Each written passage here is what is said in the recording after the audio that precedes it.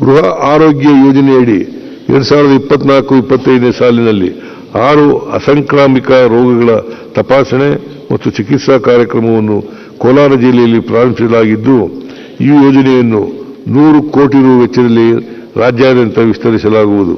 ರಾಜ್ಯದಲ್ಲಿ 108 ಆಂಬ್ಯುಲೆನ್ಸ್ ಸೇವೆಯನ್ನು ಉತ್ತಮಗೊಳಿಸುವ ಉದ್ದೇಶದಿಂದ ಈ ಸೇವೆಯನ್ನು ನಿಯಂತ್ರಣ ಮಾಡುವ ಕಮಾಂಡ್ ಕಂಟ್ರೋಲ್ ಕೇಂದ್ರವನ್ನು ಆರೋಗ್ಯ ಇಲಾಖೆಯ ಅಧೀನಕ್ಕೆ ಒಳಪಡಿಸುವುದರ ಮೂಲಕ ಆರೋಗ್ಯ ಕವಚ ಸೇವೆಯನ್ನು ಬಲಪಡಿಸಲಾಗುವುದು.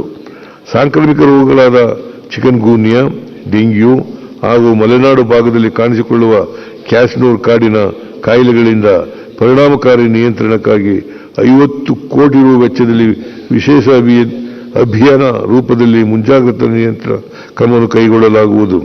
ಶ್ರವಣ ಸಂಜೀವಿನಿ ಯೋಜನೆಯಡಿ ಮಕ್ಕಳಲ್ಲಿ ಕಂಡುಬರುವ ಶ್ರವಣ ದೋಷವನ್ನು ಆರಂಭದಲ್ಲಿಯೇ ಗುರುತಿಸಿ ಕಾಕ್ಲಿಯರ್ ಇಂಪ್ಲಾಂಟ್ ಶಸ್ತ್ರಚಿಕಿತ್ಸೆ ಹಾಗೂ ಇಂಪ್ಲಾಂಟ್ಗಳ ಬಿಡಿ ಭಾಗಗಳ ನಿರ್ವಹಣೆ, ದುರಸ್ತಿ ಮತ್ತು ಬದಲಾವಣೆ ಮಾಡಲು 12 ಕೋಟಿ ರೂಪಾಯಿಯನ್ನು ಒದಗಿಸಲಾಗುವುದು.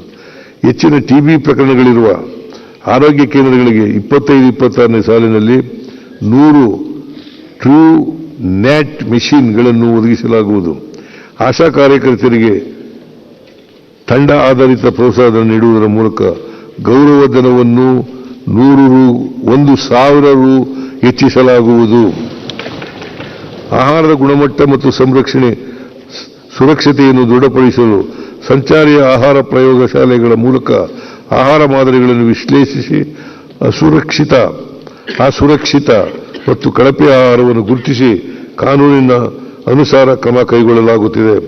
ಸಾರ್ವಜನಿಕ ಆರೋಗ್ಯ ಸಂಸ್ಥೆಗಳಲ್ಲಿ ಗುಣಮಟ್ಟದ ಔಷಧಿಗಳನ್ನು ವಿತರಿಸಲು KSMSCL ಸಂಸ್ಥೆಯನ್ನು ಬಲಪಡಿಸಲಾಗುವುದು. ವೈದ್ಯಕೀಯ ಉಪಕರಣಗಳ ಮೇಲ್ವಿಚಾರಕ್ಕೆ ಮತ್ತು ನಿರ್ವಹಣೆಗಾಗಿ ತಂತ್ರಾಂಶಗಳನ್ನು ಪರಿಚಯಿಸಲಾಗುವುದು.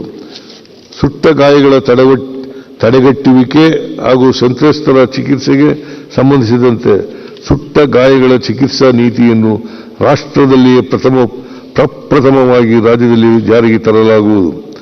ಆರೋಗ್ಯ ಇಲಾಖೆಯಲ್ಲಿ ಈ ಕೆಳಕಂಡ ಸುಧಾರಣಾ ಕ್ರಮಗಳನ್ನು ಪ್ರಸಕ್ತ ಸಾಲಿನಲ್ಲಿ ತೆಗೆದುಕೊಳ್ಳಲಾಗುವುದು. KPME ಕಾಯ್ದೆಯಡಿ ನೀಡಲಾಗುವ ಮಾನ್ಯತೆ ಪ್ರಮಾಣ ಪತ್ರವನ್ನು 30 ದಿನದ ಕಾಲಮಿತಿ ಒಳಗಡೆ ಒದಗಿಸಲಾಗುವುದು.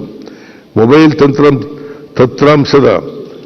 ತಂತ್ರಾಂಶದ ಮೂಲಕ ಹಾಜರಾತಿ ನೀಡುವ ವ್ಯವಸ್ಥೆಯನ್ನು ಜಾರಿಗೆ ತರಲಾಗುವುದು. ವರ್ಗಾವಣೆ ಕಾಯ್ದೆಗೆ ತಿದ್ದುಪಡಿ ತರುವ ಮೂಲಕ ಎಲ್ಲ ಅಧಿಕಾರಿ ಸಿಬ್ಬಂದಿ ವರ್ಗದವರಿಗೂ ಪಾರದರ್ಶಕವಾದ ವರ್ಗಾವಣೆ ನೀತಿಯನ್ನು ರೂಪಿಸಲಾಗುವುದು. ರಾಜ್ಯದಲ್ಲಿನ ತಾಲೂಕು ಆಸ್ಪತ್ರೆಗಳ ಆಡಳಿತವನ್ನು ಜಿಲ್ಲಾ ಶಸ್ತ್ರಚಿಕಿತ್ಸಕರ ವ್ಯಾಪ್ತಿಗೆ ಒಳಪಡಿಸಲಾಗುವುದು. ಇಲಾಖೆಯಲ್ಲಿ ಖಾಲಿ ಇರುವ ಕ್ರಿಟಿಕಲ್ ವೇಕೆನ್ಸಿ ಹುದ್ದೆಗಳನ್ನು ತರ್ಕಬದ್ಧಗೊಳಿಸಿ ಆದ್ಯತೆ ಮೇಲೆ ಭರ್ತಿ ಮಾಡಲು ಕ್ರಮ ಕೈಗೊಳ್ಳಲಾಗುವುದು. ವೈದ್ಯಕೀಯ ಶಿಕ್ಷಣ ಇಲಾಖೆಯನ್ನು ಬಲಪಡಿಸುವ ನಿಟ್ಟಿನಲ್ಲಿ ಈ ಕೆಳಕಂಡ ಉಪಕ್ರಮಗಳನ್ನು ತೆಗೆದುಕೊಳ್ಳಲಾಗಿರುತ್ತದೆ.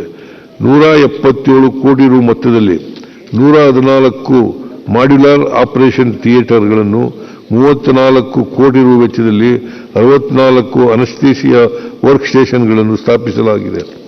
ಗದಗ ಮೆಡಿಕಲ್ ಕಾಲೇಜಿನಲ್ಲಿ ಕ್ಯಾಥ್ಲ್ಯಾಬ್ ಸೌಲಭ್ಯದೊಂದಿಗೆ ಸೂಪರ್ ಸ್ಪೆಷಾಲಿಟಿ ಕಾರ್ಡಿಯಾಕ್ ಯೂನಿಟ್ ಅನ್ನು 10 ಕೋಟಿ ರು ವೆಚ್ಚದಲ್ಲಿ ಪ್ರಾರಂಭಿಸಲಾಗಿದೆ.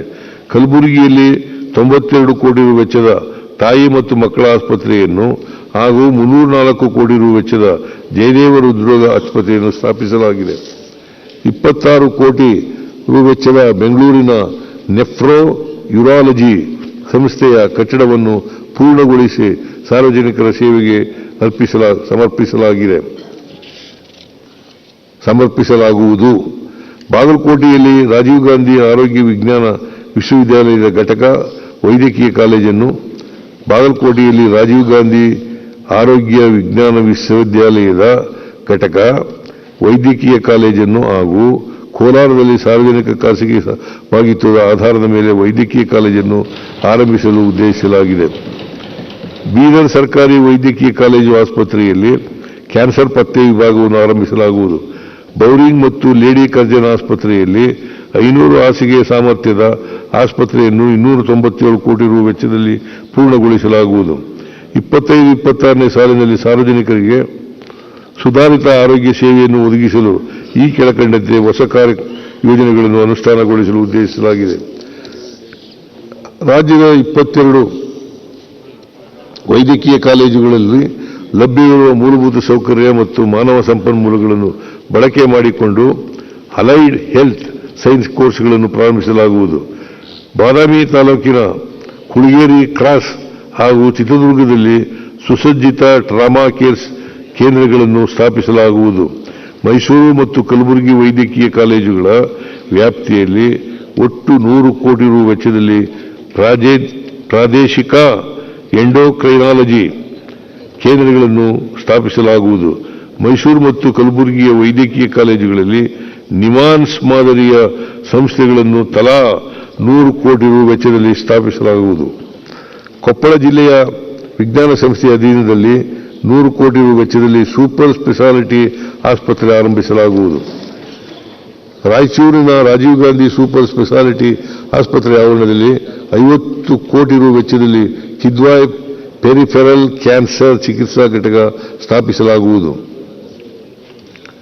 ಯಲಬುರ್ಗಾ, ಜೇವರ್ಗಿ ಮತ್ತು ಯಾದಗಿರಿಯಲ್ಲಿ ತಲಾ 6 ಕೋಟಿ ರು ವೆಚ್ಚದಲ್ಲಿ ಹೊಸದಾಗಿ